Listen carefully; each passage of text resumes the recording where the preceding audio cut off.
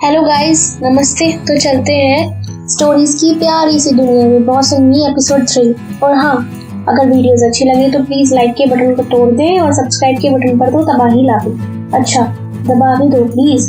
Views आते हैं पर सब्सक्राइबर नहीं, तो थोड़ा डिमोटिवेशन होने लगता है। तो बस आपको एक ही काम करना है, सब्सक्राइब करने का। बाकी अच्छी अच्छी स्टोरीज लाने का काम मेरा, चाहे वो चाइनीज, कोरियन, थाई या हो जापानीज, इसकी पूरी जिम्मेदारी मेरी। तो चलिए शुरू करते हैं एपिसोड 3 बॉस एंड। एपिसोड की शुरुआत फैंग तैंग के ऑफिस से होती है, जहां वो लैपटॉप में कुछ देखकर थोड़ा सा डिसअपॉइंट हो जाता है। तभी ज़ेंग जी आता है और कहता है कि चलो बास्केटबॉल खेलने चलते हैं। फैंग तैंग, लाइफ एनर्जी ऐप की क्या परफॉर्मेंस है सेल और लोगों के बीच में यूजेज को लेकर? ज़ेंग जी, काफी अच्छी मिली है, सेल और कस्टमर सेटिस्फेक्शन दोनों में अच्छी है। पूरे देश में इसका 5th नंबर है और हमने 300 मिलियन यूजर्स को पार कर लिया है। फैंग तैंग, तो ये क्यों हमारी कंपनी के एम्प्लॉइज के बीच इतना कम यूजेज है? इतना अच्छा नहीं है? ज़ेंग जी, बिल्कुल नहीं। हर किसी को ऐप डाउनलोड करना और रजिस्टर करना ही पड़ेगा, यह तो सभी के लिए कंपलसरी है, कंपनी पॉलिसी है। फैंग तैंग, सिर्फ रजिस्टर करना, इस्तेमाल नहीं करना? क्या ऐसे कंपनी के रिक्वायरमेंट्स पूरे होते हैं? ज़ेंग जी, तुम्हें क्या हुआ है? तुम्हें लाइफ एनर्जी से कुछ प्रॉब्लम है? फैंग तैंग, रजिस्टर करना पर इस्तेमाल ना करना, इसके सिर्फ 2 कारण हो सकते हैं। पहला, कंपनी की तरफ अपनापन, दूसरा कि एम्प्लॉइज ऐप को समझ ही नहीं पाया। ज़ेंग जी, तुम्हें इतना क्यों फर्क पड़ रहा है? तुम किस एम्प्लॉय की बात कर रहे हो? और खड़े होकर फैंग तैंग के लैपटॉप में झांकने की कोशिश करता है।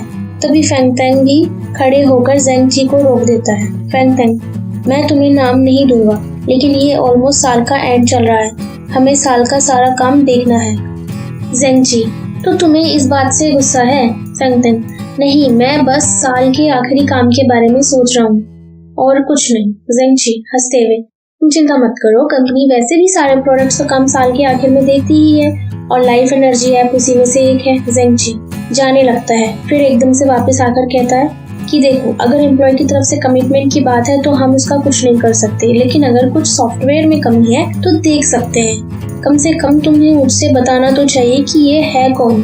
फैंग तैंग, मैं बस एक एग्जांपल ले रहा हूँ। कंपनी की तरफ लगाव ना होना ये दर्शाता है कि कंपनी की लीडरशिप में कुछ कमी है। ज़ेंग जी, बिल्कुल सही, पर इतनी छोटी सी बात हमारे बिग बॉस फैंग को इतनी क्यों चिंता दे रही है? पर तुम चिंता मत करो, मैं पता लगा लूंगा कि ये कौन है। फैंग तैंग एकदम से झटके से क्या कहते हुए ज़ेंग जी की तरफ मुड़कर जाता है। ज़ेंग जी, क्या तुम्हें मेरी कमिटमेंट पर शक है? और ये कहकर वहां से निकल जाता है। नेक्स्ट सीन, एक एम्प्लॉय चिशवाई को कंपनी की लाइफ एनर्जी ऐप की यूजेज की रिपोर्ट देती है और बताती है कि डिसेंडिंग ऑर्डर में है, मतलब कम यूज करने वाला सबसे नीचे है। ज़ेंग जी देखते हैं कि सबसे कम, बल्कि कहो नो यूजेज था सू शैनशैन का। शैनशैन को ज़ेंग जी की शुआई को बुलावा आता है, जिसे सुनकर शैनशैन बहुत खुश हो जाती है और बाकी कलीग जेलस। वो शैनशैन से कहती है कि तुम कितनी ब्लेस्ड हो। शैनशैन मन मन में सोचती है कि अच्छा समय आखिरकार आ ही गया, मुझे पहले से ही पता था कि मैं कितनी सुंदर और अट्रैक्टिव हूँ। तभी कलीग कहती है कि एक प्रोडक्ट रिव्यू के लिए बुलाया है। शैनशैन सोचती है ठीक है, मैं इसी बहाने उस लंच से ही बच जाऊंगी। चिशुआई तुम्हें मुझे बचा लिया। तभी कलीग कहती है कि हाँ, उन्होंने ये भी कहा है कि मीटिंग थोड़ी लंबी चल सकती है, तो तुम अपना लंच भी लेकर जाना। शैनशैन अपना लंच लेकर नहीं जाती है। नेक्स्ट सीन, ज़ेंग जी के ऑफिस में शैनशैन आती है।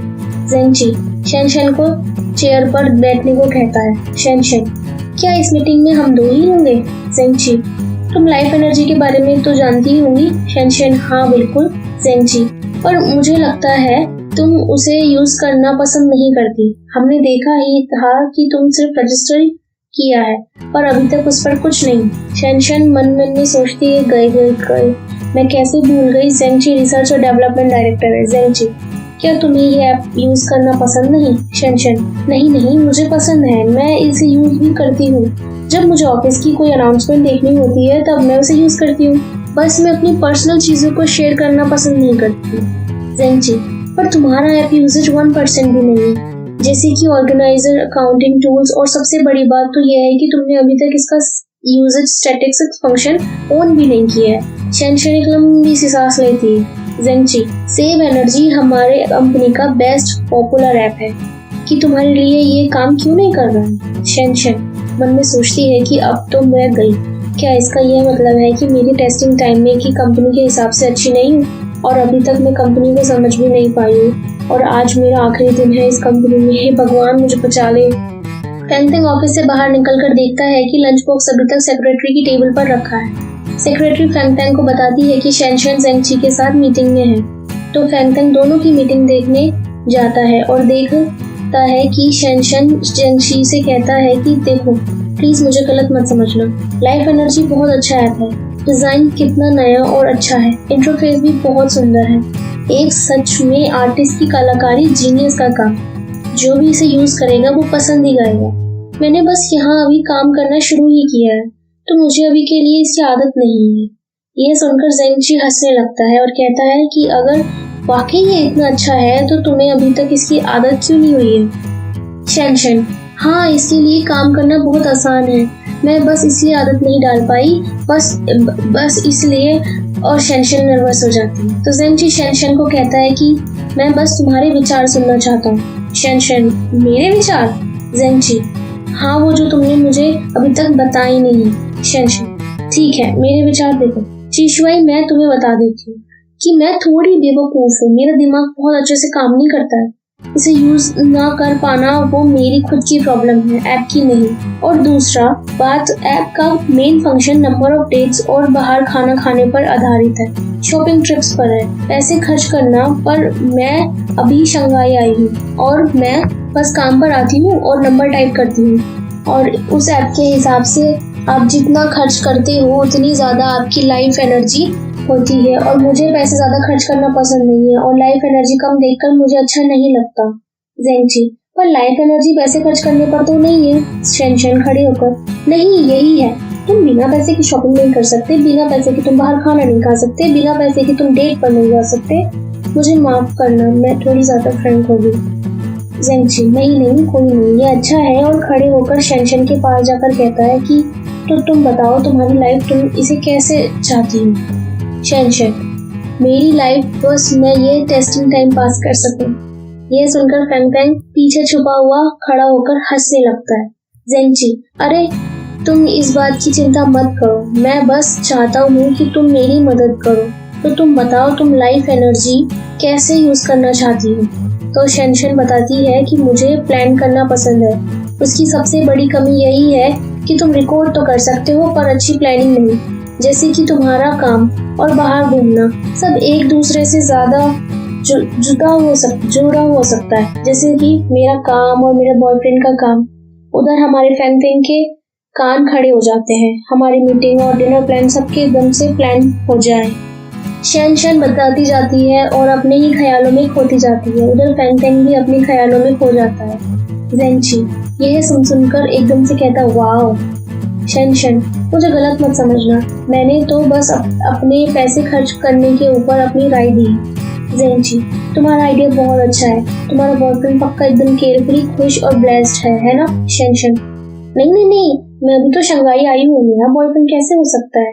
उधर फैंग फैंग को भी शेनशन का आइडिया पसंद आता है और शेनशन मन में सोचती है कि मैं बहुत अच्छे से सब कुछ सामने रख दिया और कहती है कि बॉस भी तो रोज लंच लेके आते हैं, बाहर ही भी नहीं खाना खाते। तो ज़ेंगची कहता है तुम्हें पता नहीं है, बॉस के घर पे बहुत बड़ा मास्टर शेफ खाना बनाता है जो बहुत महंगा है। शेनशन तो जैसे तुम और बॉस बास्केटबॉल खेलने, एक्सरसाइज करते हुए पसीना बहाना, बिना पैसे खर्च किए फिट रहना, ये भी बहुत अच्छा है। ज़ेंगची फैंग फैंग देखकर शॉक हो जाती है कि उसे पता है, उसने देखा है। ज़ेंगची देखो ये एक सीक्रेट है, तुम ये बात किसी को बता नहीं सकती, बॉस को भी नहीं। फैंग फैंग को ये बात उनको समझ नहीं आती। ज़ेंगची क्योंकि बॉस को पसंद नहीं है कि कोई उन्हें बास्केटबॉल खेलते हुए देखे, अगर तुमने उन्हें बता दिया कि तुम फिर दूसरे कोर्ट पे जाना पड़ेगा। शेनशन मन में सोचती है कि शायद अमीर लोगों को अपनी प्राइवेसी के बारे में बहुत सोचना पड़ता है, कहीं वो किडनैप न हो जाए,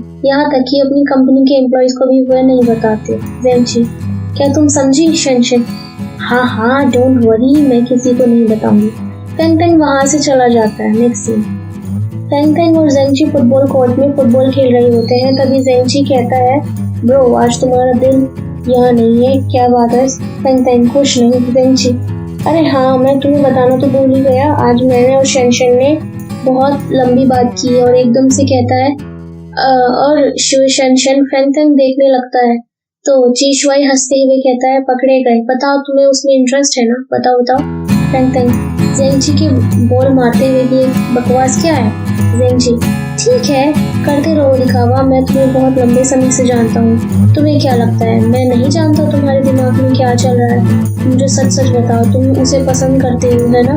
ठीक है, मत मानो, पर मैं तुम्हें बता देता हूँ। आज मैं और शेनशन ने बहुत लंबी बात की और मैं उसके बहुत सारे सीक्रेट्स जानता हूँ। क्या तुम जानना नहीं चाहोगे? फैंगफैंग नहीं। खेलने के बाद दोनों बेंच पर बैठे होते हैं। जेंगची तुमने इतना पसीना बहाया है, लो पानी पियो। दोनों पानी पीते हैं। जेंगची देखो, मान लो तुम शेनशन के बारे में क्या सोचते हो, तुम उसे पसंद करते हो। मुझे लगता है कि शेनशन बहुत अच्छी भोली है, क्यूट है और नाइस भी है, और बिगड़ी हुई तो बिल्कुल नहीं है। और हाँ, उसका कोई बॉयफ्रेंड भी नहीं है। फैंगफैंग तुम्हारी बातों से तो ऐसा लग रहा है कि वो कितनी अच्छी और कितनी प्यारी है। तुम ऐसा क्यों नहीं करते? तुम उसे क्यों पसंद नहीं करते?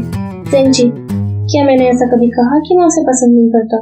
फैंगफैंग कि ये सुनकर हवाइयाँ उड़ जाती है। यह देखकर जेंगची हंसने लगता है। जेंगची देखो, अगर वो तुम्हें पसंद है तो मैं उसे तुम्हारा रहने देता हूँ। फैंगफैंग तुम्हें क्या लगता है वो कौन है?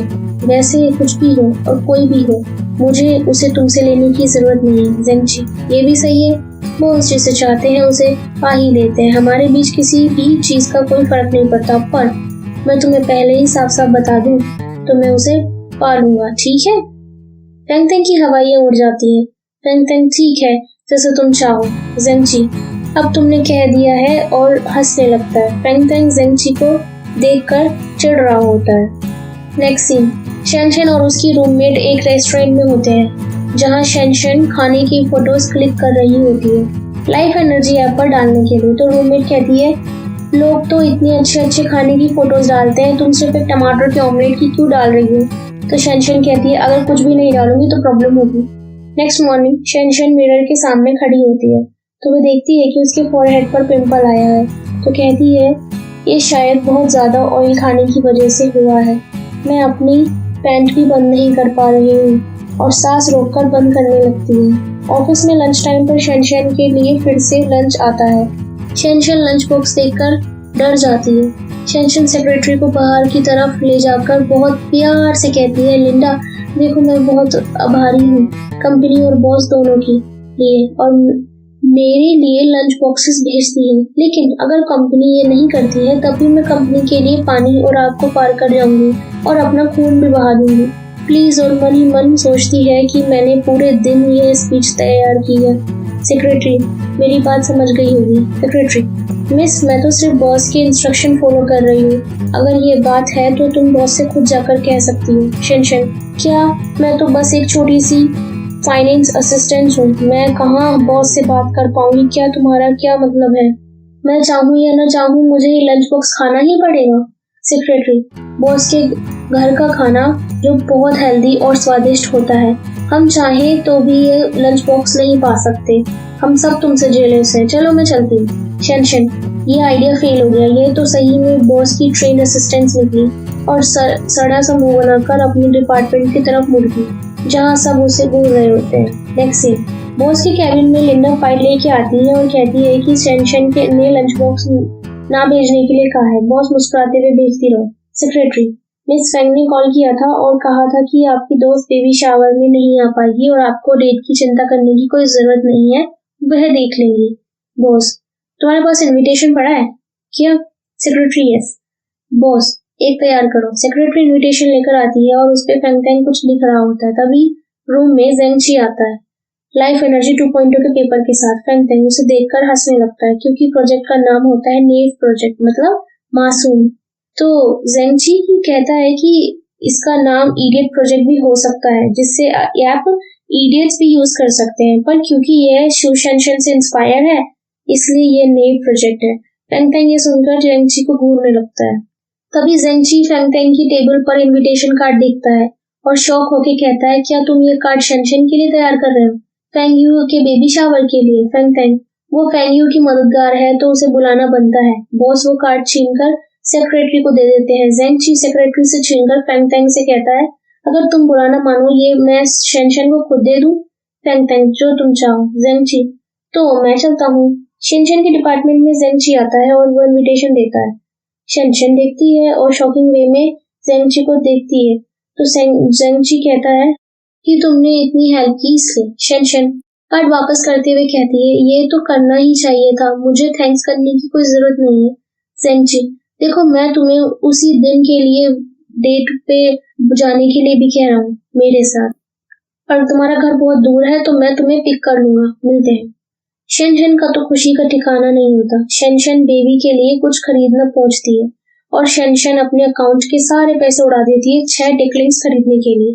शेनशन अगले दिन जल्दी से तैयार होकर घर के नीचे आती है और जेंगची को देखकर खुश हो जाती है और कार को देखकर कहती है कि वाह, ये कार कितनी पॉश है, इतनी सुंदर है। जेंगची शेनशन को कार में बैठने के लिए कहता है और कार को डोर ओपन करता है। शेनशन कार में देखती है कि वहाँ फेंग तेंग पहले से ही बैठा हुआ है, तो वे सोचती है मुझे कौन बता सकता है कि बॉस यहाँ क्यों छुप बैठे हैं, और डरा हुआ मुंह बनाकर जेंगची की तरफ देखती है और मन मन में कहती है, ठीक है तुम मुझे पसंद नहीं करते, पर मेरे साथ इतना बुरा क्यों कर रहे हो। जेंगची, क्या तुम्हें ठंड नहीं लग रही, जल्दी कार में बैठो। शेनशन मुड़कर अजीब सी तरीके से बॉस की तरफ मुड़कर हंसती है और बॉस को हेलो करती है। बॉस डकलिंग बैंक की तरफ इशारा करते हुए पूछते हैं कि ये क्या है। शेनशन, ये बेबी के लिए तोहफा है। जेंगची, क्या तुम्हें खुद खरीदा है। शेनशन, हाँ। जेंगची, अच्छा दिखाओ क्या है। शेनशन एक डक निकालकर जेंगची को दे देती है। जेंगची, ये तो बहुत प्यारी है, बेबी को बहुत पसंद आएगी। शेनशन, सच में मुझे भी लगता है ये बहुत क्यूट है। फेंग तेंग, क्या ये प्लास्टिक की डकलिंग नहीं है, इसमें ऐसा क्या है, क्या कंपनी तुम्हें इतने कम पैसे देती है, इतनी कम सैलरी देती है। शेनशन मन मन में सोचती है कि क्या बॉस ये सोच रहे हैं कि मेरे तोहफा बहुत ज्यादा सस्ता है। शेनशन, ये देखने में बहुत ऑर्डिनरी लग रहा है, पर असलियत में ये, और मन में कहती है ये गा और तैर भी सकती है, और ये डकलिंग ब्रांडेड है, बहुत फेमस ब्रांड की, बहुत महंगी, बल्कि असली डक से भी ज्यादा महंगी। फेंग तेंग, असलियत में क्या। शेनशन, असलियत में ये टॉय डक्स ऑर्डिनरी है। तभी फेंग तेंग से वो डक दब जाती है और उसमें से आवाज निकलती है जिससे फेंग तेंग डर जाता है। यह देखकर जेंगची और शेनशन हंसने लगते हैं। तभी जेंगची कहता है, जब इन्हें दबाओ तो ये अजीब सी आवाज भी निकालते हैं। शेनशन, अजीब सी, इसका क्या मतलब है। फेंग तेंग, इसका मतलब ये कि बेकार सी आवाज निकालते हैं। शेनशन जल्दी से शेंगची से डकलिंग लेके उसे गिफ्ट बॉक्स में रख देती है और उदासी बैठ जाती है। घर पहुंचते ही जेंगची शेनशन का हाथ अपने हाथ में डालते हुए निकल जाता है और पीछे से फेंग तेंग को चढ़ाते हुए निकल जाता है। फेंग तेंग देखता ही रह जाता है। अंदर जाकर शेनशन फेंग यू से पहली बार मिलती है। फेंग यू शेनशन के साथ बहुत अच्छा बिहेव करती है, सबसे मिलवाती है। फेंग यू, क्या तुमने खाना अच्छा लगा। शेनशन को कुछ समझ नहीं आता। फेंग यू, मैंने कुक से तुम्हारे लिए और भाई के लिए लंच बनवाने के लिए कहा था, क्या तुम्हें खाना नहीं मिला। शेनशन, हाँ मैंने खाया। शेनशन मन मन में, अच्छा वो मिस फेंग के कहने पर आता है, मुझे लगा ही था, बॉस इतना अच्छा कहाँ है। फेंग यू, तो तुम्हें अच्छा लगा। शेनशन, हाँ बहुत डिलीशियस है, आपको इतना करने की कोई जरूरत नहीं है। फेंग यू, भैया बहुत नखरे करते हैं, खाने के मामले में बहुत ज्यादा पिकी है, इसलिए उनका खाना घर से ही बनकर आता है और उसमें साथ में थोड़ा सा तुम्हारा भी बन जाता है, इसमें मुझे कोई दिक्कत नहीं है। शेनशन मन मन में, मिस फेंग कितनी अच्छी है। फेंग यू, क्या ये गिफ्ट बेबी के लिए है। शेनशन डम्पलिंग्स खोलकर फेंग यू को दिखाती है और बजा बजा कर दिखाती है। फेंग यू आई हुई सारी फीमेल को दिखाती है।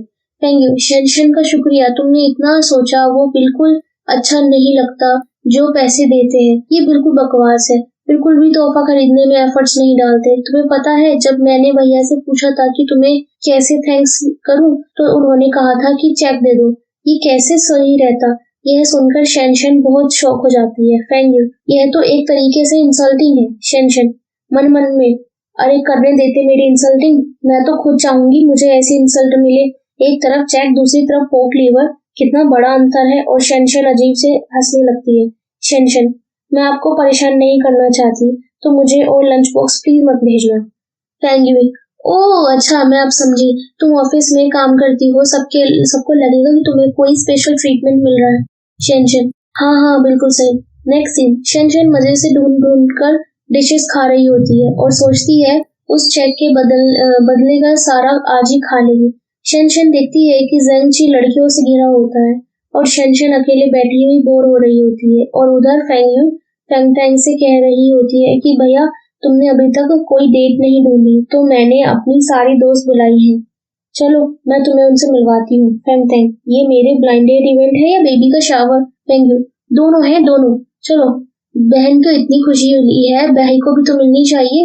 मेरी बहन इधर देखो, वो सारी कितनी खुश ज़ेंगची के साथ, उन्हें डिस्टर्ब नहीं करना चाहिए। फेंगयू, तुम ज़ेंगची को जानते हो, वो ऐसा ही है। मेरी सारी दोस्त बहुत तमीज़दार हैं, बताओ तुम्हें कौन सी पसंद है, मैं मदद करूंगी। फेंगटेंग अपने असिस्टेंट को बुलाता है और उसके कान में कहता है कि शेनशन को बुलाओ। फेंगयू फेंगटेंग को देखती रहती है। शेनशन वहां आती है। फेंगटेंग, मेरे साथ रहना और हॉल में मेरे साथ एंटर करना। शेनशन, क्या? और हाथ पकड़ लेती है। फेंगटेंग शेनशन का हाथ लेके अपने साथ हाथ में डाल देता है और हॉल में एंटर करता है। यह देखकर ज़ेंगची शॉक हो जाता है। फेंगटेंग उसे और चढ़ाती है। दोनों चेयर की तरफ जाते हैं। फेंगटेंग चेयर आगे करता है। शेनशन उस पे जाके बैठ जाता है, जबकि अभी सबके सब खड़े होते हैं। शेनशन मुंह उठाकर देखती है कि सारे के सारे खड़े हैं। शेनशन भी जल्दी से खड़ी हो जाती है। फेंगटेंग फिर सबको बैठने को कहता है और फिर सब बैठने लगते हैं। सबके सब शेनशन को घूर रहे होते हैं। तभी एक जना पूछ ही लेता है, ये कौन है? फेंगटेंग, ये शेनशन, इसने फेंगयू की डिलीवरी के वक्त बहुत मदद की थी और ये इसलिए आज की चीफ गेस्ट है। शेनशन, हे भगवान, अब तो अपर मैनेजमेंट भी जान गई कि मैं ब्लड काउ हूँ। शेनशन, बॉस मुझे नहीं लगता ये जगह मेरे बैठने के लिए सही है। फेंगटेंग, क्यों, यहाँ क्या प्रॉब्लम है? शेनशन, यहाँ कितने इम्पोर्टेंट लोग बैठे हैं, मैं इतनी छोटी एम्प्लॉय हूँ, मैं तो कोने में भी बैठ सकती हूँ। फेंगटेंग शेनशन का हाथ पकड़कर टेबल पर रख देता है और यहाँ पर हमारा एपिसोड खत्म होता है। अगर आपको ये वीडियो पसंद आई हो तो प्लीज इसे लाइक करें और अगर आपको ये पूरी सीरीज अच्छी लग रही हो तो चैनल को सब्सक्राइब करना ना भूलें। प्लीज चैनल को सब्सक्राइब करें और मुझे सपोर्ट करें। Thank you. मिलते हैं नेक्स्ट वीडियो में।